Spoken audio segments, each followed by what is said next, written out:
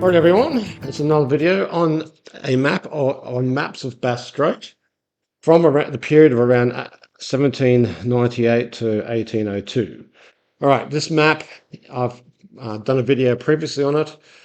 This is by Jacob Grayberg, made in Genoa in 1802, published in June 1802. It includes Port Dalrymple, which is basically Launceston, near enough. Port Weston, which is part of near Port Phillip, and a lot of detail. It was published. It was published in his book, the Annali Geographia de Statistica, in Genoa, and it's basically a fold out, and it references James Grant, who did a voyage in the Lady Nelson in 1801. And the book also references another author called Franz von, just a moment, Franz von Zach as well. Now, this map wasn't done by Jacob himself or by the engraver. It was actually done, it's basically derived from other maps. Now, where these other maps are is a bit of a mystery because he references James Grant. However, the ship from Lady Nelson or James Grant himself never returned to Europe until April 1802. And this particular publication, this map in Genoa, didn't come out till June 1802, and not only that, they had to obviously prepare the plates and do the engraving and prepare the book and get it engraved and then get it published. And they apparently did this all in 2 months and across the other side of Europe. So that's unusual, but but if you go through and let's just try to work out the timeline. So this map was published in June 1802. It references Port Weston and Port Dalrymple, and I've said this in previous videos. According to this history, it was named that because they intended to put a port there. That's what the narrative says, but I think it was already a port. So I already believe that when the map makers are going around doing their cartography, they don't necessarily designate a place as a port. They're just saying that it is a port. Now, it might not be a very big port. It might just be a few whalers, but it's still people already there, in my opinion. Okay. So let's just look at, so if you look at this map just briefly, just take a look at that. You'll find in the detail the lines of latitude as expected. You have 40, 41, that sort of thing, 38, 39, 40, 41. Along the top it's in 160s, but other maps don't have the same longitudinal lines. So let's just go over to what Franz Xaver von Zach has done. Now he's done a map as well of Bass Strait, and he apparently has based this on Joseph Banks' work. Oh, sorry, on the map produced on James Grant's voyage under instruction from Joseph Banks. All right. So this is his map that was produced in May 1802. That's when it was produced. So 1 month after James Grant got back from his voyage. So that's a very short time. It was published in a monthly publication called Monat Liquor Correspondence. I can't pronounce it, but you can pronounce it yourself. MC for short. Von Zach had, it says here, and this is worth quoting, a little piece of political history appeared in the 16th volume of MC in 1807, so a later publication. And he insisted that Cook's discovery of the east coast of New Holland was based on earlier Portuguese and French efforts. And so you've got that little bit there. And the word Australian appears in that article in the context that the original name derives from the large mythical southern landmass. So that's interesting to note. All right. So you can see on his map here, it has longitudinal lines around 145, 140s and the 140s. I think that's what it is today. I'm not sure. And you see the detail is pretty much the same as this, but it's a little bit more vague. It's a bit more rough. This is a bit more detailed, but let's look at the source maps. Let's say, I'm going to try to figure out where this is all happening. Okay, so um, one of the source maps is from James Grant's map, which was instructed to be done by Joseph Banks, or was handed to Joseph Banks. This is his map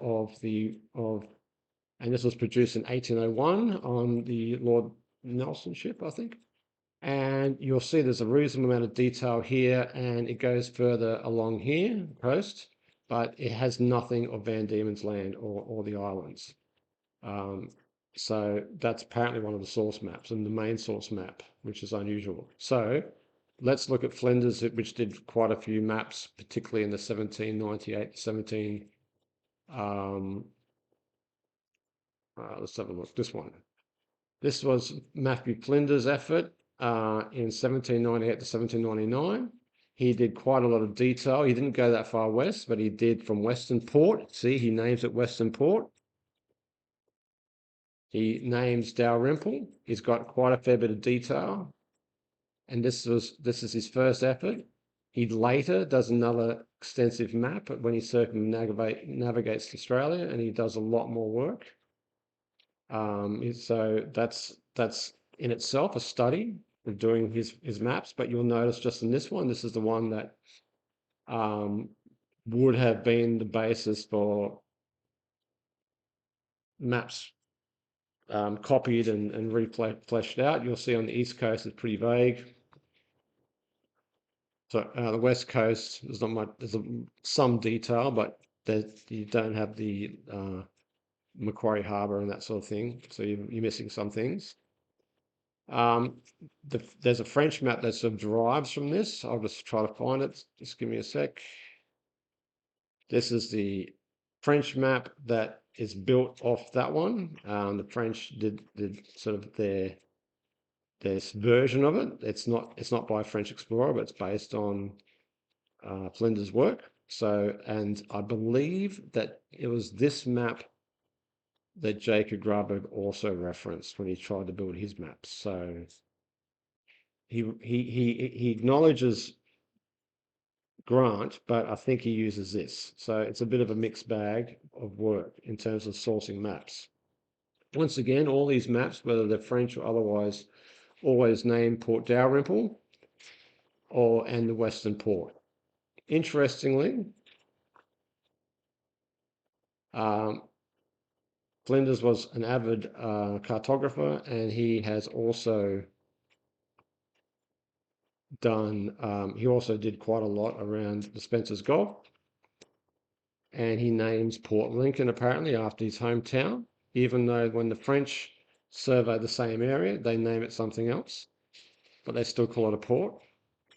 So I believe this was already a port. It might not have been called Port Lincoln. It could have been Port Whaling, Pissheads, Drink Too Much Port, whatever. They might have called it something else, but it was probably a port with a handful of drunken sailors or something. I don't know. But either way, it's something. And they called it a port because it's most likely going to be one. And it most likely was one. And you'll keep seeing that in ongoing maps as you move along. So what strikes me, let's see if there's anything else I need to show you.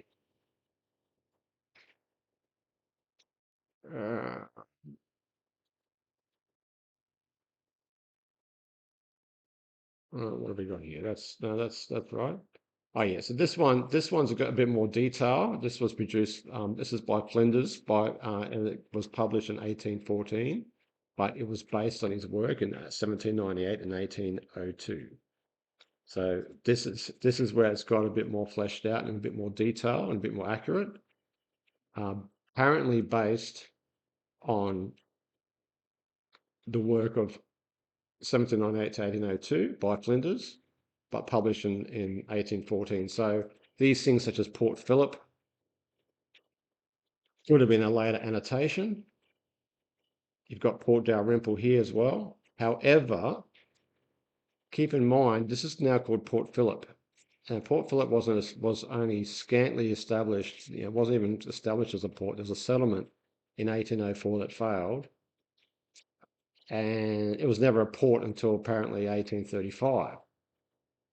So, and this is where the Western Port now is, and this is where it is. So you've got, in my opinion, there were always ports, and well, at least from 1800, at least from 1798. And it's consistent with the sealing trades that was happening around that time anyway. So I imagine that sealers and whalers got active and did stuff in the early 1800s, and then as a result, they had to set up farms, and they had to have a few farms and a bit of a bit of this and that going on, and a few shanty towns and that, and then they got wiped out in the narrative. That's my theory, but I have to prove it. All right, so that's really all I wanted to say is that going back to the original map that started this whole thing, this was published way too soon after Grant returned with the maps of the area. Jacob Grabo could have sourced primarily from Flinders' earlier maps, but in either case, it's a lot of detail.